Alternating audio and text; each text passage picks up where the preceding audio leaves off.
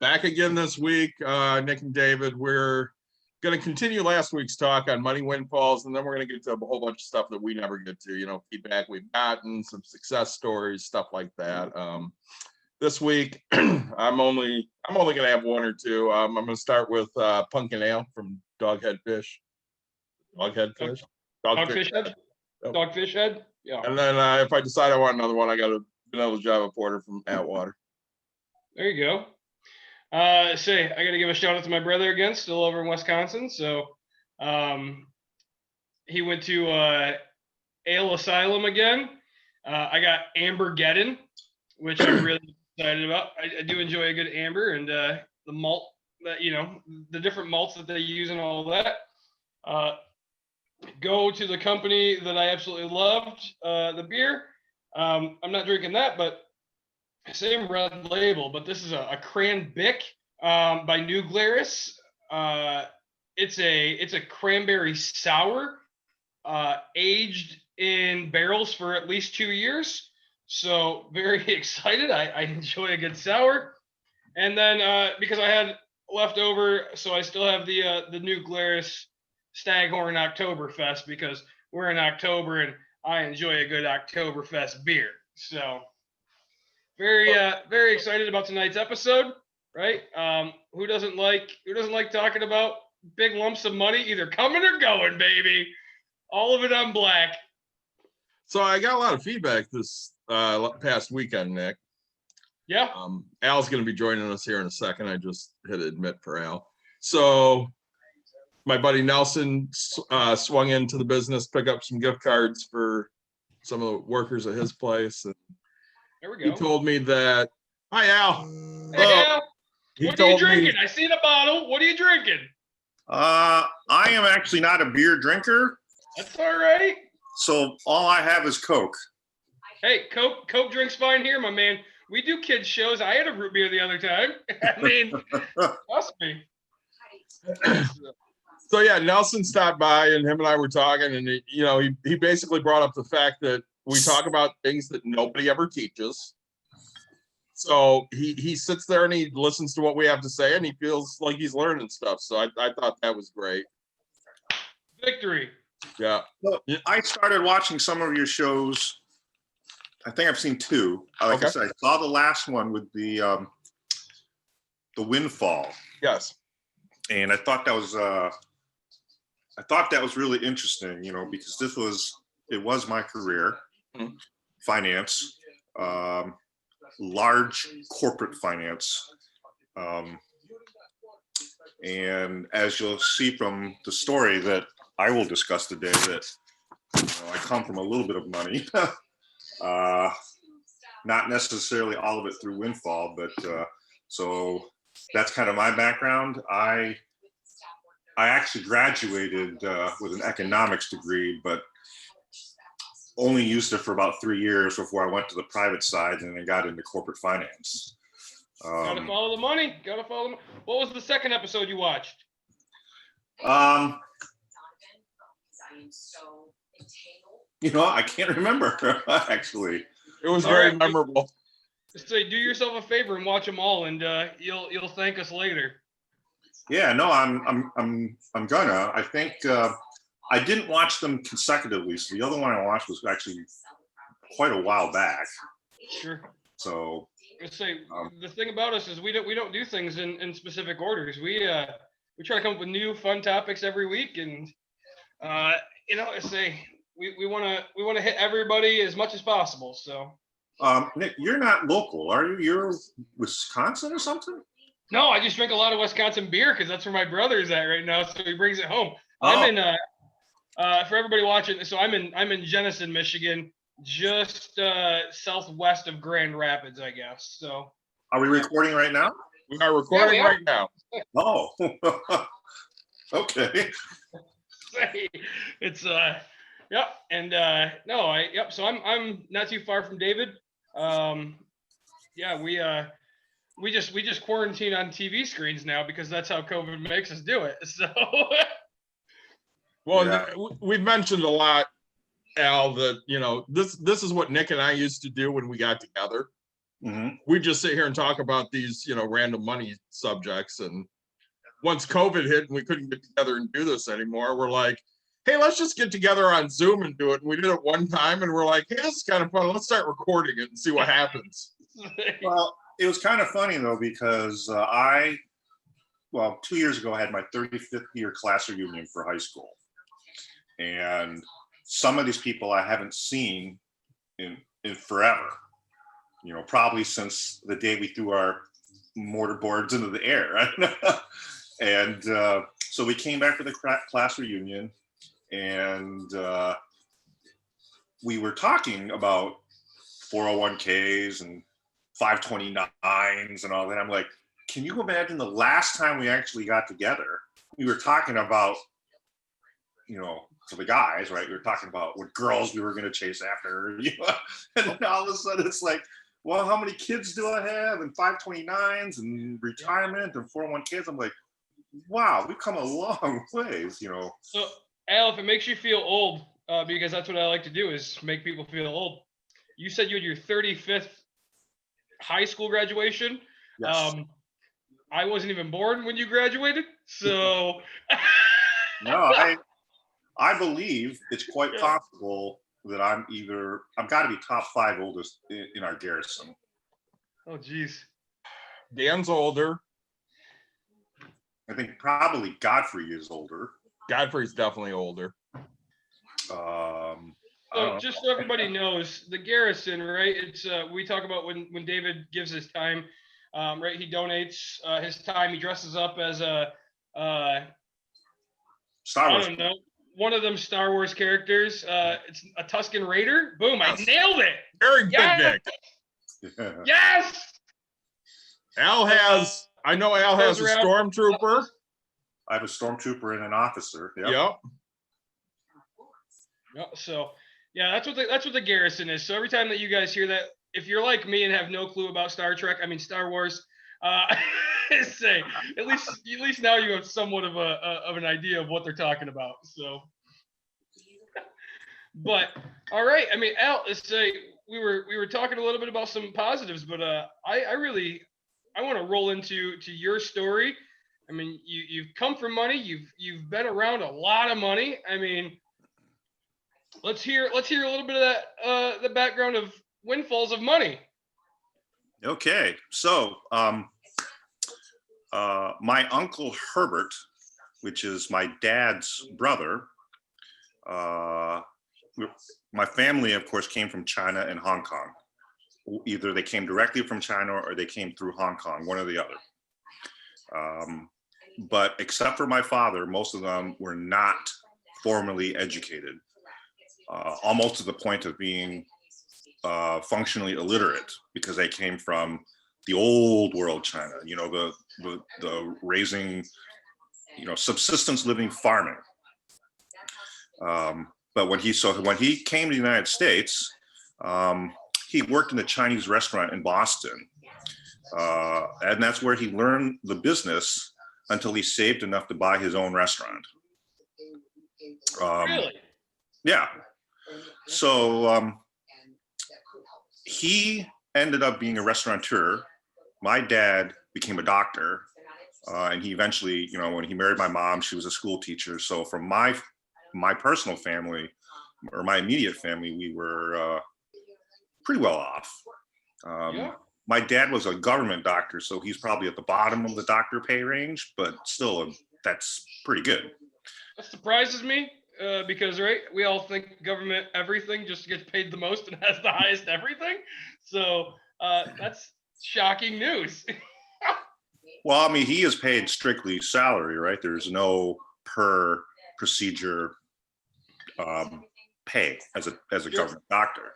And he also, to be quite honest, because he worked at the Veterans Administration, I mean, he saw some of the really destitute and really bad cases, in addition to the ones that, you get to see, what do you call it? The ones that still keep in shape, but take advantage of the VA, but a lot of them don't. So unfortunately, there's a lot of, the homeless and the drugs and that kind of stuff. So Sure. But anyways, my Uncle Herbert ended up owning one of the largest restaurants in the Boston Chinatown.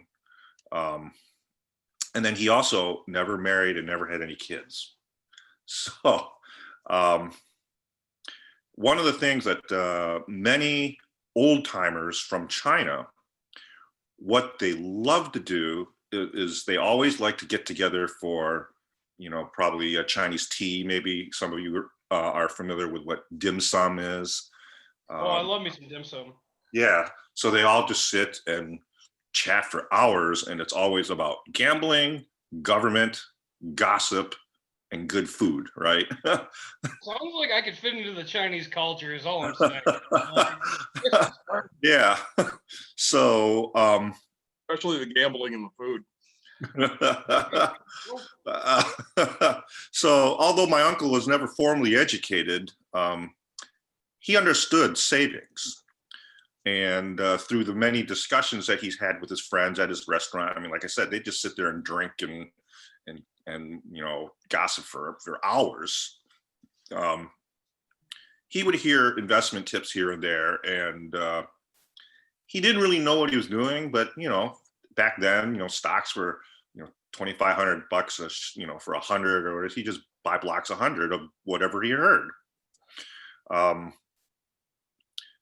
25 years ago, he ended up selling his restaurant just before the Boston Big Dig project reached the downtown. I don't know if you guys are familiar with the Big Dig, but there used to be a freeway that went all the way around Boston on the perimeter. So if you wanted to cut through Boston, you had to go all the way around, all the way around to get through. So the Big Dig was a tunnel that they built under the city. Okay. So you didn't have to spend that extra hour going around. You just shoot directly under, and it's one of the largest public works projects ever, in the United States. I remember I went for a wedding there. I don't know. I want to say when I was 12 or something. There are all these signs that said, "Oh, the Big Dig is up. The Big Dig is up." And then shortly after, about 10 years later, we went back for another wedding, and there are all these signs that said, "We're almost halfway done with the Big Dig." I mean, that's, it's like a 20-year project. But what the Big Dig did also was a lot of the city roads that used to be, highway entrances, and they got rid of them. They made them into greenscape. So they beautified the city, put the road under, and this restaurant that my uncle owned was right on the end of the street, and where they took out a road and made it green. So there were a lot of picnic tables and everything that they installed after they took out the road and put it underneath. Sure.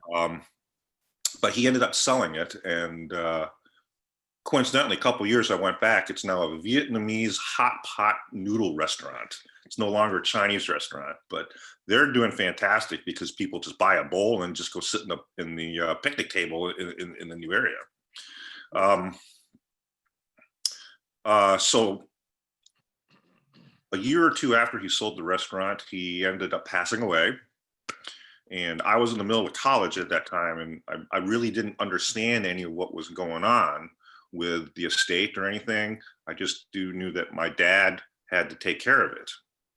So in his will, what he said was he wanted his 3 remaining brothers to split evenly, 1/3, 1/3, 1/3. 2 of those brothers were out of the country. So my dad, they decided that over in Hong Kong and China, cash is king. Nobody wants to own stocks over there. It's not worth it internationally to do all that stuff. So they agreed that my dad would buy their share of the stocks that were in the portfolio. When they found out what was going on, the portfolio was worth almost $3 million. So my dad had to somehow come up with $2 million to buy them out. So that's what he ended up doing, was for a long time, our family, and once again, I did not know this at the time, ended up being very cash poor, but asset large. So we had a lot of stocks, but had no money. Welcome to my life. Yeah. So the other part was what my dad didn't realize, and this is probably what maybe some of the viewers need to understand. You still need to file a tax return for the person in the year they died, right? So now we've got this $3 million estate that had to go through the whole tax thing, which my dad, I think now that he filled out all the extensions to get more time, but you still have to pay the interest on it, even if they waive the penalties. Yep. So it took him a long time to get that together, because once again, my Uncle Herbert was he was not he wasn't formally educated. He didn't have all these records and everything. He just, in the old days, the old Chinese says, oh, let me just buy some of this stuff, and he just bought it, and they sent him a receipt, and the receipt could have been in a drawer or in a book or wherever. So the bottom line was we got penalized, or we got the interest we had to pay on that. It turns out for the next 3 years, we continued to find new accounts. So then we had to amend everything, pay more interest, more penalties, and the such. By the time we were finished, it looked like the account was close to $5 million, not the 3 that it initially had. So, good problem to have. Yeah, well, you know what? I guess when you want to talk about windfall, so this is a windfall. We ended up settling with the IRS for $350,000. I think it was $350,000. They just said, you know what? This has gone on long enough. So he just, and once again, being cash poor, so my dad had to sell some stock and whatever to come up with more cash to pay the penalties. But once we got the waiver, and whatever we found after that didn't matter anymore. We had settled the estate. Sure. And not even 10%. That's crazy. Well, I guess they wanted their money. They wanted their money. Yeah. And actually, I take that back. The 350 was on top of whatever that he'd already paid. Okay. So the 350 was to settle all future fines. Oh, Nick. All right. Yeah. So plus, my dad had to pay 2/3 out to all the other brothers because they were still entitled to 2/3 of everything that was discovered after the fact, right? So in the end, I understand why my dad lived the way he did. He's a doctor, and like, why are you, all of a sudden vacations went away. I mean, there's a lot of things that just stopped happening. But I get it now because he ended up with close to $5 million in stock or whatever it is by the time he was done with this, but he had no cash. So that's kind of the story that I brought along. I mean, that what he had. Oh, the last thing was I wanted to mention that some of these tips that my Uncle Herbert got sitting at the table were things like GE, Boeing, Gillette, this little startup called Microsoft, Apple. I mean, that's why the portfolio was so huge when we got it. Is these were all things that he knew nothing about, but people were raving about it, and he just said, "All right, well, let me spend a couple bucks on it and buy them." And so, where did your dad find the cash? I mean, did he sell stocks to pay? He had to sell some of that. Yeah, he had to sell some of his own personal stock.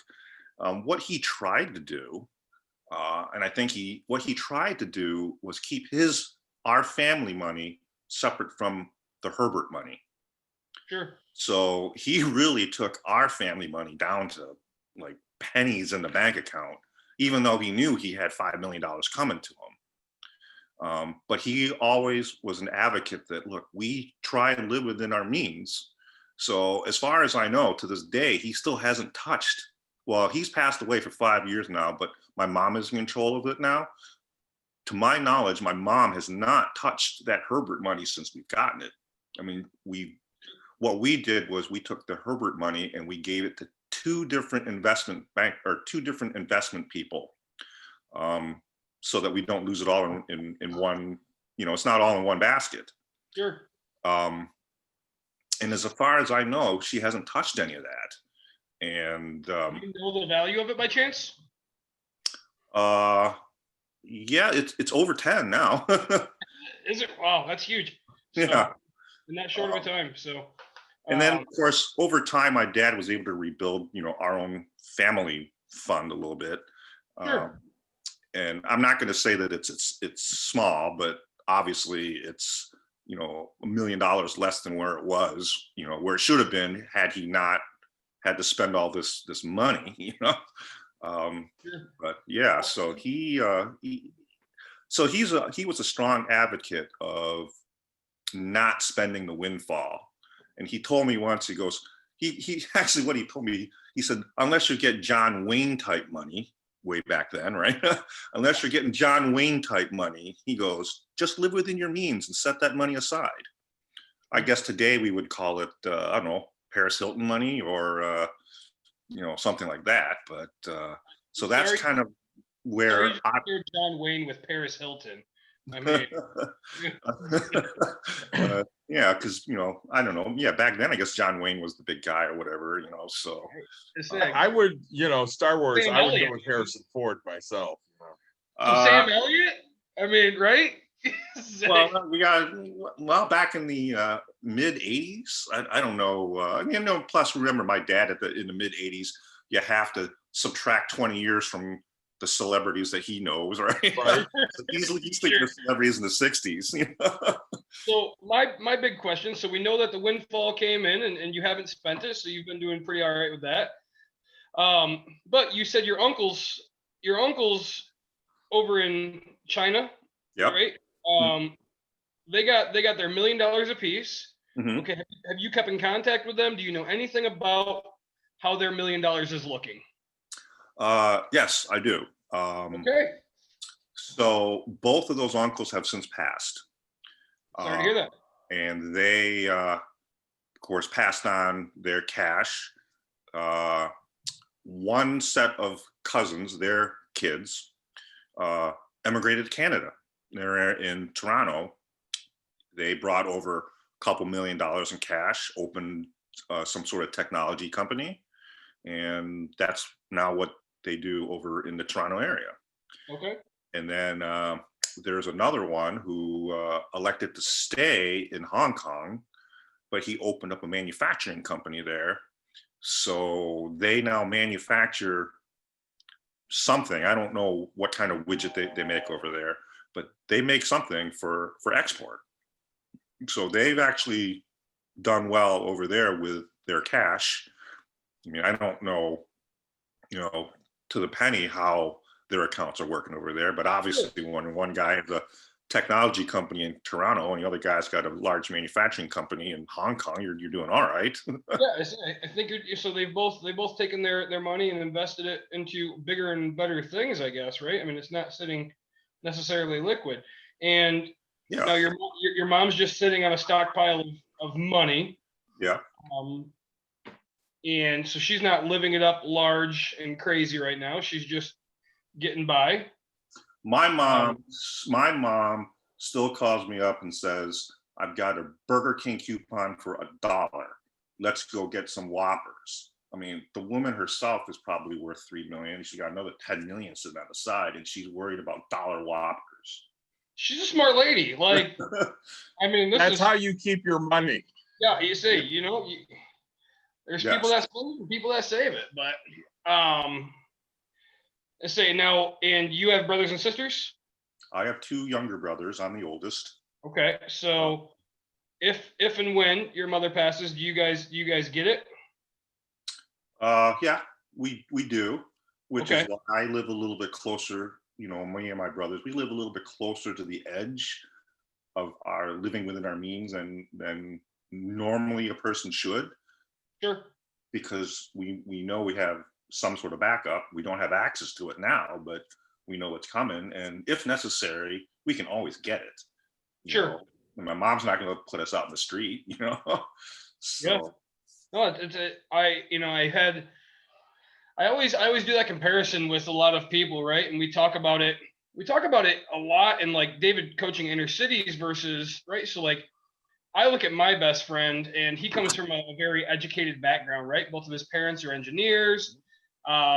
Very, for us Midwest well off. He went to New York and then he was poor, but right. So Midwest well off, and he never, he went off to college. He went away, and I always was jealous of the fact that like, he doesn't have to worry about if he fails, because somebody will always pay that $600 for rent or however much, like that I don't care if it's 20,000, like somebody will pay that. Myself, like I'm like, if I leave, I'm just on the street. Like I don't have a financial backing. I don't have any of that. So I think like you say, you live a little bit higher on the edge, but it's, because that you have that windfall coming in, that, I think it's a lot like credit cards as well, right? Like people are like, if I could spend this on this little thing because I know that I have it, for worst case scenario. And sometimes worst case scenario takes effect, and that's how we see it. But right, I mean, when you're sitting on, I don't know, your mom has 3 million, let's say, right? You know that if you need $1,700 to make a house payment or whatever it is before you go to sell your house, it's not like it's going to go into foreclosure. Yeah, you'll have to sell it, but you won't hit foreclosure. Where if I hit it, right, like I'm foreclosure, it's guaranteed. Nobody's gonna bail me out and take the money later. So, oh, that's good to hear. Do you know what you're gonna do with all your money? I mean, you're gonna go invest and buy a business, or? Oh, well, right now, actually, my three brothers and I, we already manage our own. We have a three brothers investment account. That's majority where my current assets come from. I worked, like I said, in finance until, how private equity companies always come and they buy up companies and this and that. So my company got bought, gave us cash. Then we had enough cash to go buy a couple other companies. And all of a sudden they ended up with too many finance managers. And I was probably the most expensive one there. So I got the ziggy on that, but I chose not to go back to work. As long as I've known David for 3 years, I've done a couple of contracts, short-term contracts, which is fine. So I guess I'm part of the gig economy now. But no, how can I say it? I try and help people around. I mean, even David, I gave them tons of bottles and printers for their business. And anyway, when we're done, I want to talk to you about some of that stuff. I got some more stuff. Fantastic.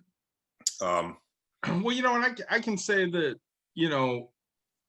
it's turning into one of those things where we have a lot of this turnover at our place too, Al. So, somebody will leave my job, my company, and they'll retire or look for a new job.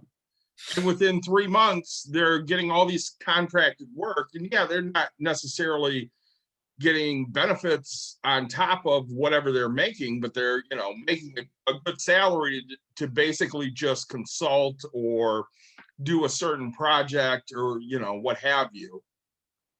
Right. Yeah. And then, like I said, I basically spend most of my time now managing the three brothers' accounts. And we actually use that account because, once again, living further on the edge, we're taking some really big risks with that account. I mean, we bought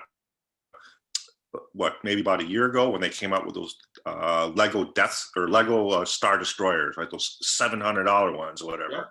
Yeah. We're like, well, the last time they did that, they're now you can't buy them for less than 1,000 or whatever, and they're only 200 back back then, So we said, all right, so we bought two, Yep.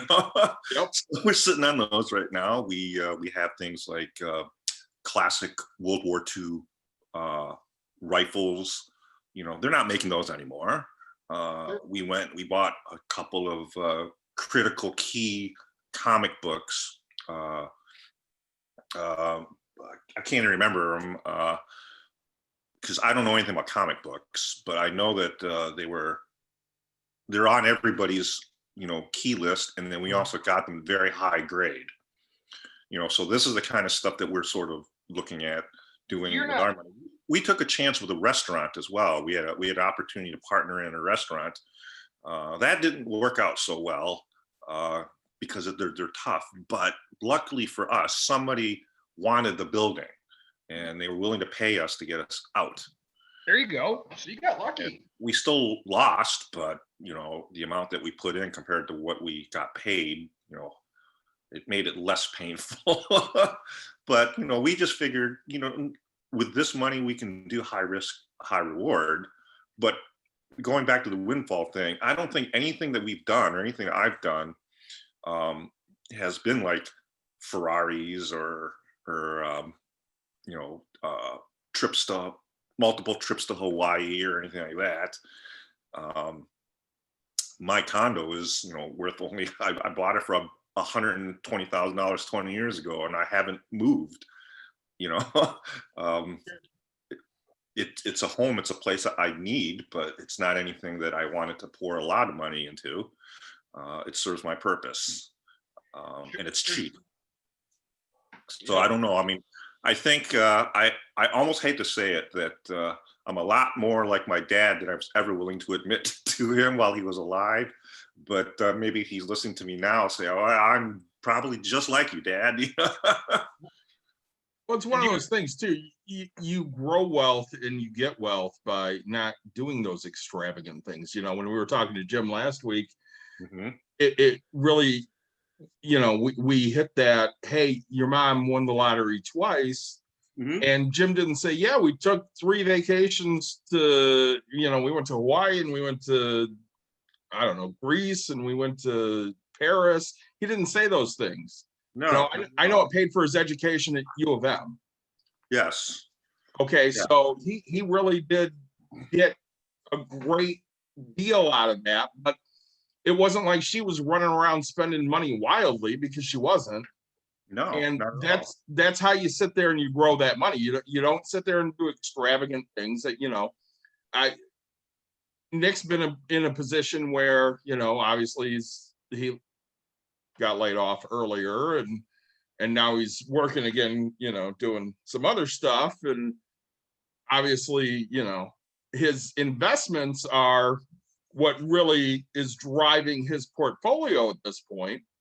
And when you look at me, my wife opened the business, and for a while there it was really tight because I'm the only one making money.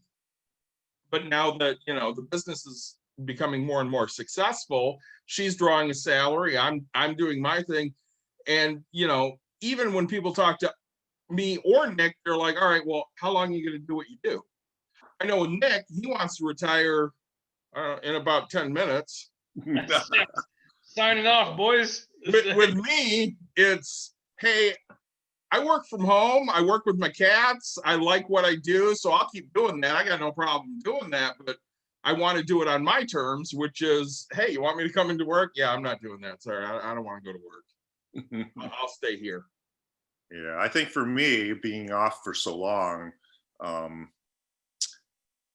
I've seen every episode of Star Trek: The Next Generation 10 times. I can quote you stuff. Within the first 5 seconds, I can tell you what episode's coming on.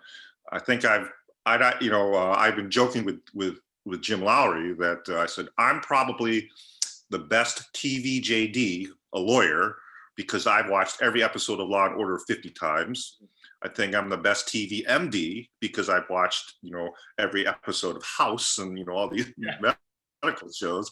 So as far as the TV scripts, I'm the best lawyer best doctor, and pretty soon I think I'm going to be the best detective because I've been watching all of the TV shows, and so I'm actually looking to do something. It may not be back in finance again, and it might not be for big bucks, whatever it is, but part-time job somewhere doing something just to stay busy. You should look oh, David, what's the show? Oh, Ozark. And what's is it Single Moms or something like that? Not single. The other one with money laundering, right? And you could be like the world's greatest money launderer. Dawn says Working Moms.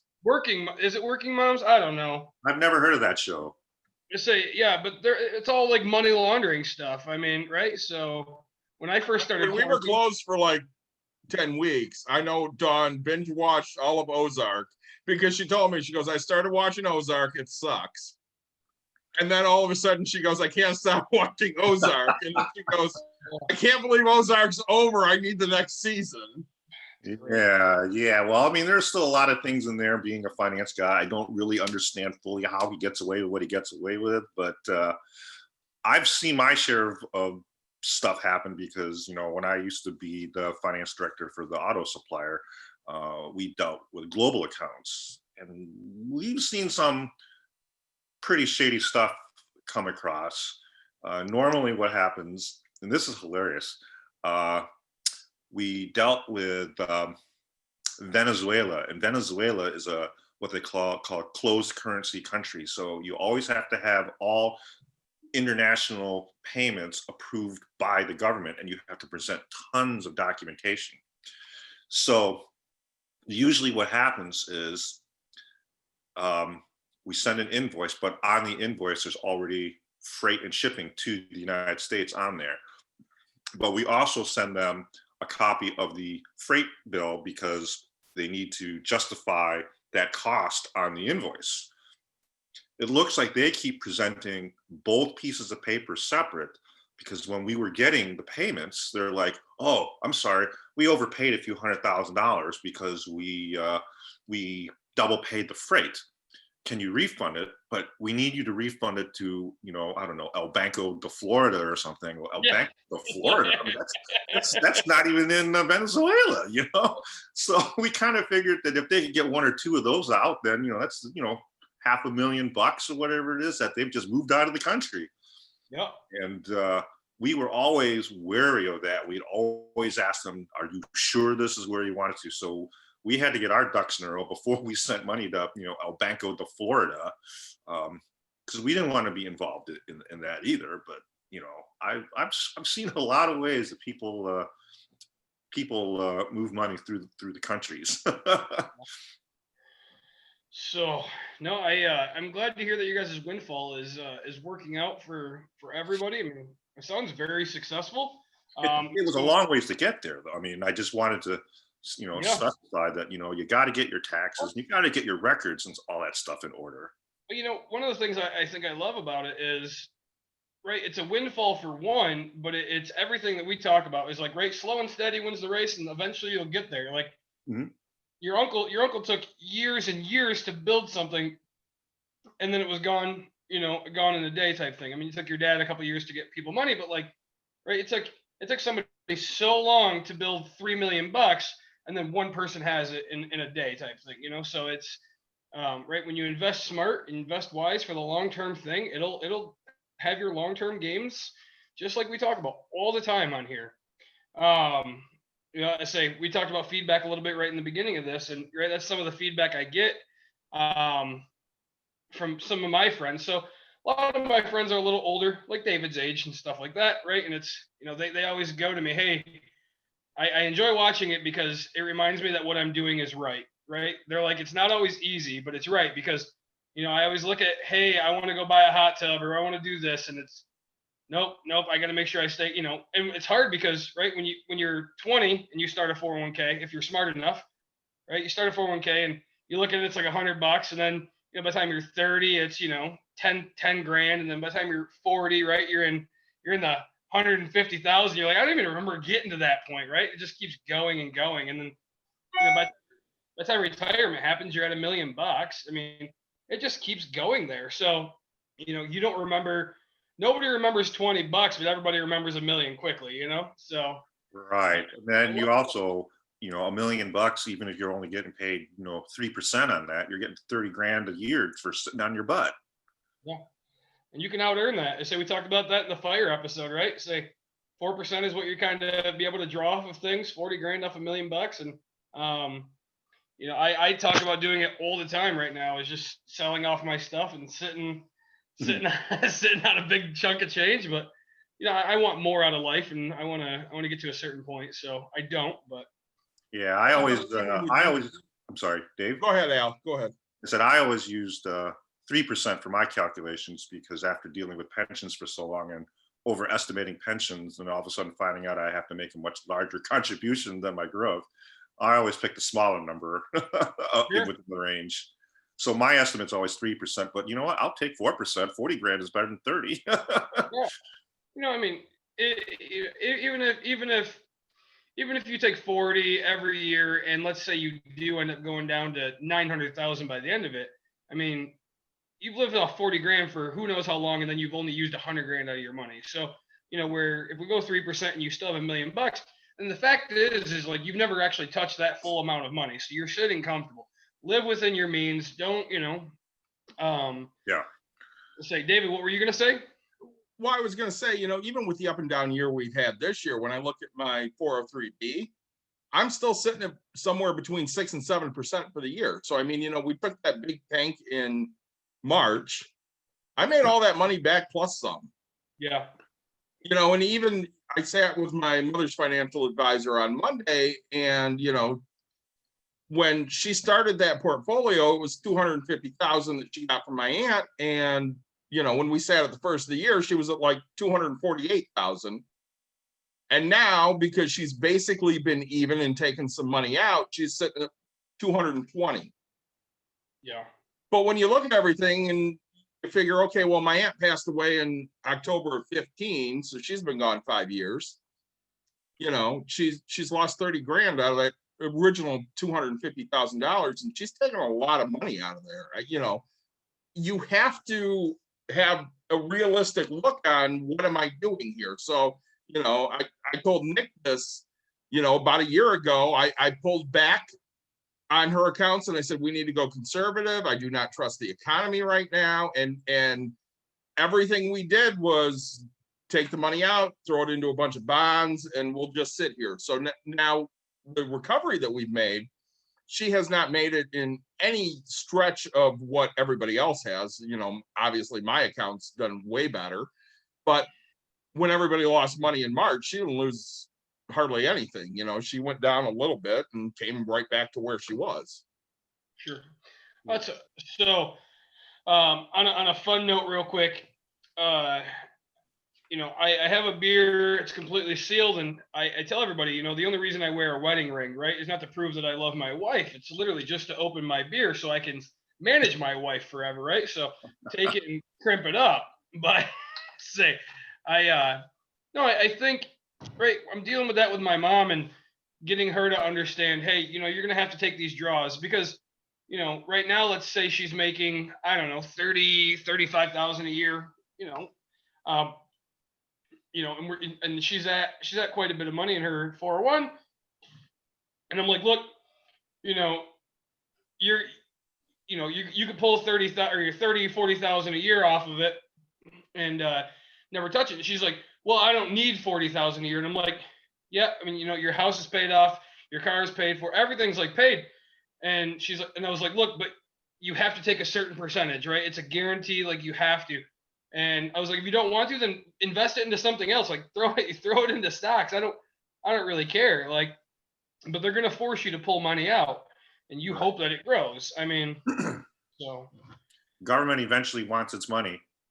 They're gonna make you do the RMDs. So yeah. So RMDs? Question mark? Required minimum distributions, right? Is that what there you're talking about? It is, I mean, correct. I'm one of our listeners. I have no clue what RMD stands for. Required minimum distribution. So, you're a finance guy. You have this background. I sit here and deal with SFRs and LVTs and all these like acronyms all day long. And Yeah. You know, I'm like, all right, real estate, is it warehousing? Oh no, this is financing. So Yeah. So, right, assuming that was some sort of tax-free money that your 401k or whatever, the government never got its cut of that, and they want it now, and they don't want to wait. So they're going to force you to start taking it out. So they start getting their cut, and it's probably going to be a lesser percentage than what it was when you put it in, because you were working when you put it in at a higher tax rate than when you're taking out now when you're not working. Sure. So we're already losing money for however many years, and they just want their cut. So that's the required minimum distribution. sure, I think they even cut that back. It used to be you had 20 years to take it out. I think now they've required it. If you haven't already started it, they grandfathered in the older ones, but I think the newer ones, you only have 5 years to take it out. So if you had $200,000, they're going to make you take out $40,000 now instead of, over time when you only had to take out $10,000. sure. So whether you need the money or not, they're forcing you to take out a lot of it now. Yep. Well, that's, I say taxes are a big game, right? Everybody's going to find the loophole and take advantage of it, and everybody's going to have to pay them. So Yeah. yeah. So going a little bit back to when you were talking about the losses during March, I said earlier that my mom actually has, or the Herbert account has two different financial advisors on that. One is very aggressive and one is very conservative. And the conservative one naturally is much more defensive, did not lose as much, and the other one lost big. Oh yeah. But with the amount of the market being down, they made a lot of purchases based on fundamentals, not on emotional. And now the aggressive account has roared back way more than the conservative one. So I'm going to say, we're even farther ahead now totally than we were before. The conservative one, I think we're still a little bit in the hole. Like Nick said, maybe they, lost a few percentage points or whatever, but the other one is, I'm almost going to say like 20% ahead. Wow. There was at some point where, you couldn't get Amazon, Amazon's what, $3,200 a share now. It falls down to $1,800. I mean, when are you going to get that opportunity again?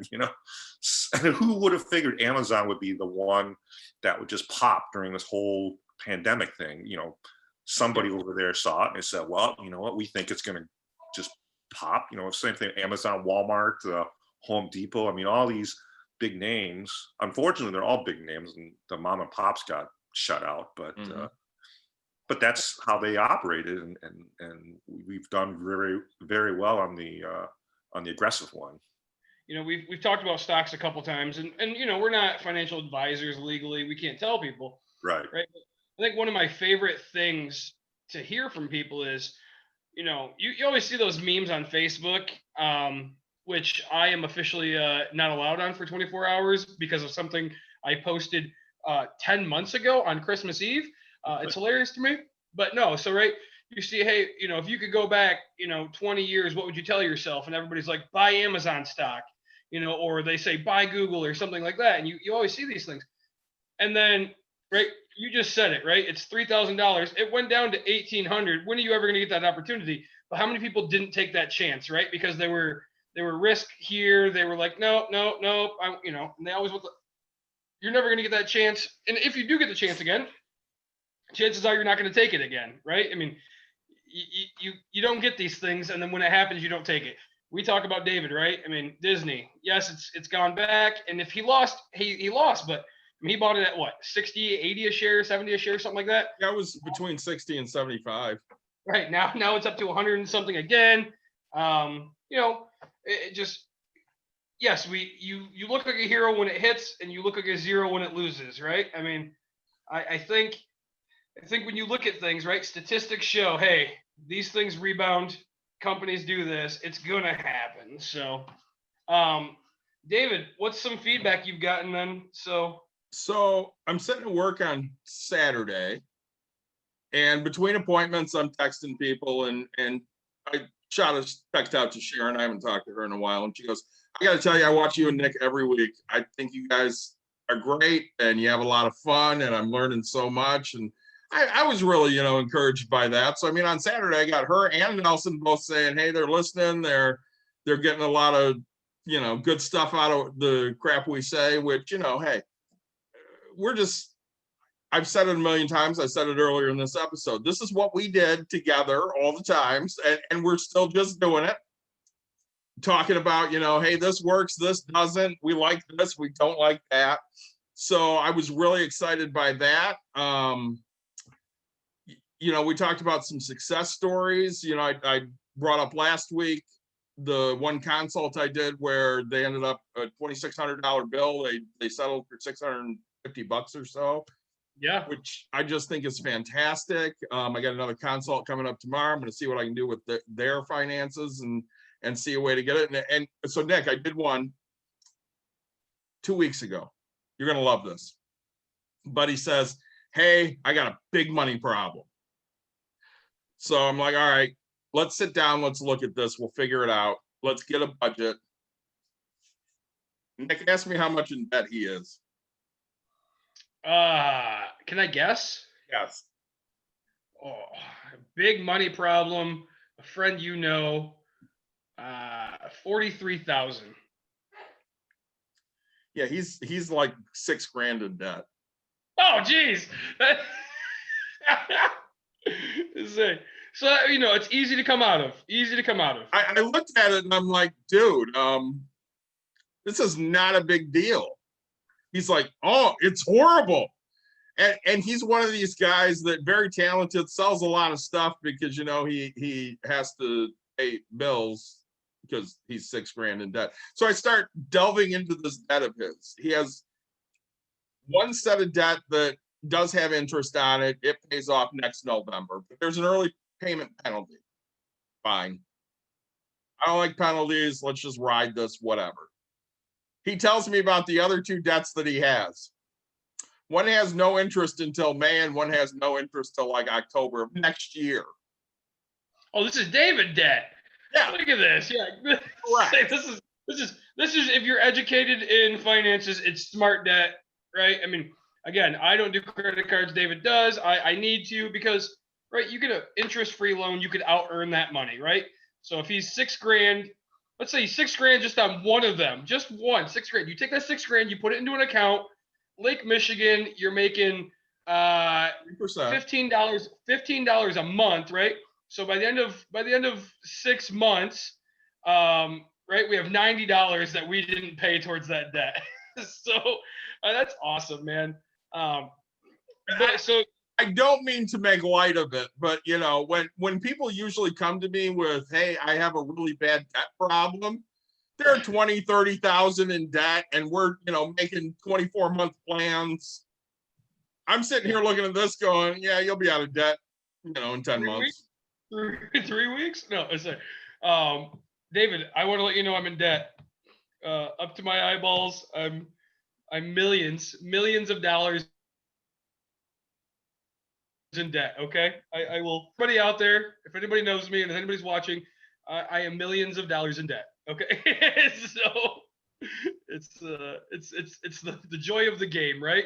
They tell me leverage is key. So. Yeah, so I was really excited about that stuff. I started telling you, Nick, right before we started recording that I'm looking at doing a 15-year refi on the house because I got 22 years left and I want it paid off sooner than that. Yeah. And I can save about a percentage point by doing it, so I might as well just make the plunge. Just so everybody watching and listening, right? So this is a real conversation that happened right before we hit record. And so, right, me being who I am, I instantly go to David. I said, "All right, how quick until your refi cost pays for itself? Could you just overpay?" And we start talking all these numbers, and we're like, "Hey, let's wait for the episode." Right? So like when you have that person second guessing you and making sure that what you're doing is the right move, the right, it's funny because I heard David's wife Dawn, "Oh, this is going to cost us money," and then it was like, oh man, so nope, it's educated money that we're spending to save money in the end. And here's my payoff. Here's my equal. You know, I really enjoy that. You know, I had a small victory for myself. My wife and I were talking. We bought a new couch used because the person had it in their basement. They said they sat on it twice. I mean, this thing looks brand new. You know, people don't use their basements. I barely use mine. I used it for the first time in 5 years when COVID hit. But I paid $600 for the thing, right? And it came out of our vacation account because we didn't go on vacation this year. And all of a sudden it hit me. I don't have a job, so I'm not putting money towards my vacation account anymore, which I used to put good money towards it. And I'm sitting here going, all right, my bank account's doing pretty good. And then I was like, oh man, I got to get back into that. So like I drove to I went and withdrew some money and put it into the vacation account to make sure that you know, I want to be back to where I was. Like, I don't want to forget my goals and my dreams because I'm so used to everything being automated. That's why I don't have a credit card, because I would forget, right? I'm like, oh yeah, it was supposed to pay itself and it never did. No. It's small victories, right? It's having conversations with friends saying, hey, yeah, I want to go to 15 years. Is it worth it? You know, I owe this much on it. So I think doing these episodes makes me constantly, because I have to think about what I'm talking and making sure I'm telling you guys. Like, I'm always the person that, like, if I'm going to speak it, I'm going to do it. So I check myself all the time, be like, am I doing what I say? Yes, I am. So. Well, I think that's a good point, Nick, because we sit here and we do this with each other, and you know, money's one of those taboo subjects you never talk about. You never tell anybody what you make. You never divulge any of your financial information. It's embarrassing, blah, blah, blah. But if you're not doing those things, how do you know if you're really doing well? I mean, obviously, you know, if you're sitting on $5 million, you know you're doing well. But Al. Well, it depends, you know, I mean, right? Because there's a lot of, you know, second, third generation people who, you know, never learned the value of the work or the money. I don't know what the statistic is, but I hear, you know, most of the time it's gone after the third generation. Yeah. Well, it takes, what is it? It takes 2 generations to get like a wall in air, right? To build it. So it takes 2 full generations to get that massive amount of money with everybody investing everything. Or it's either a Walton or a Rockefeller, right? So like it takes 2 generations to build that type of a thing. So like I know, hey, I don't come from much, so I mean my goal is to be that first generation and teach my kid. I mean, I love, even today, right? Like I picked her up and I'm like, hey, we got to go work on this, and she just gets and I'm like, nope. Like, you don't have to be in real estate like me. You don't have to, but like you will learn, you know, the ability to work. You will learn, you know, how to pay for things yourself. I'm going to teach her. Like, there's things that you have to do in life that you don't want to do. You'll never be wealthy enough to just pay somebody to do everything for you, right? I mean, even if she hits the lottery, I hope she never has somebody do everything for her. So I got to fix my toilet tomorrow morning because it's leaking. So I got to take all that stuff apart and do it. But right, I mean, I could pay somebody $150, or I could go $15 at Home Depot and you know, buy the float and put it in myself. So or you could pay me $150 and I'll come do it. I mean, 150 sounds pretty good. Like, I could use some money. Hey, you got any work I could do? No. Oh no, it's yeah, we love feedback. David, I know that you've been excited. I've been excited. David just got a shipment in of something really awesome that we're so proud of. We think they're just cool. We know, check these out, anybody that's watching. So these are official Bucks and Brews bumper stickers. Well, I wouldn't say bumper stickers because they're not very big. Well, window stickers. I mean, they're a sticker. They're not like a window cling. They're a sticker. So, right, put them on your laptop. Put them somewhere. So first of all, right, David, who's our first one that we're giving the first one to? We were gonna give one to Jim. Jim, for being a guest. We were gonna give Michigan Wine Company for being our first sponsor. We appreciate that alcohol. I know. Go ahead, Nick. I know one you want to give. I say, with all this, I mean, Al even thinks I'm from Wisconsin because of how much I'm drinking Wisconsin beers. Big shout out to my brother. I'm gonna give him one of these stickers. He's definitely gonna rock one. And Al, for being our guest tonight, we're definitely gonna make sure that you get one of these stickers. Anybody else that wants one, right? Shoot us a message down below in YouTube, right? Reach out to us on Facebook, something like that. We're gonna pick a few people. Tell us how we've impacted you. Tell us what successes. Tell us what you like. Tell us what you don't like. I mean, dude, I'm probably gonna pick the one that doesn't like me because I'm gonna be like, I'm gonna buy your happiness. No, right? tell us about our channel. Tell us these things.